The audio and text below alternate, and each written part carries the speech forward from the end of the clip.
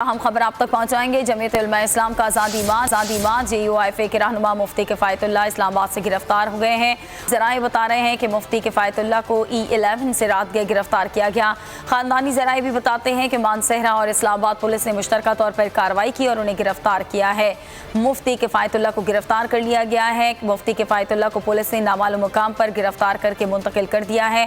ख़ानदानी ज़राए ये बता रहे हैं मुफ्ती किफ़ायतुल्लाह गुज़श्ता रोज़ इस्लामाबाद में निजी टीवी चैनल्स के प्रोग्राम में शिरकत के लिए मानसहरा से इस्लामाबाद आए थे। कफील अहमद हमारे साथ लाइन पर मौजूद हैं। इस बारे में मजीद बात अकील अहमद हमारे साथ लाइन पर मौजूद है, उनसे मजीद बात कर लेते हैं। अकील, क्या अपडेट्स हैं इनकी गिरफ्तारी के हवाले से आपके पास? आज़ादी मार्च से कबल जो वज़ारत दाखिला है वो फुल एक्शन में है। पुलिस और उनके दीगर इदारे हैं वो JUIF के कारकुनान के घरों पर छापे भी मार रहे हैं और उनकी पूरी निगरानी की जा रही है कि उनकी क्या एक्टिविटीज है। इसी हवाले से JUIF के जो एक अहम रहनुमा है मुफ्ती किफ़ायतुल्लाह, उनको KPK इस्लामाबाद और मानसहरा पुलिस ने गुज़िश्ता रोज उनके घर से गिरफ्तार कर लिया। रात गिरफ्तार उनको किया गया है।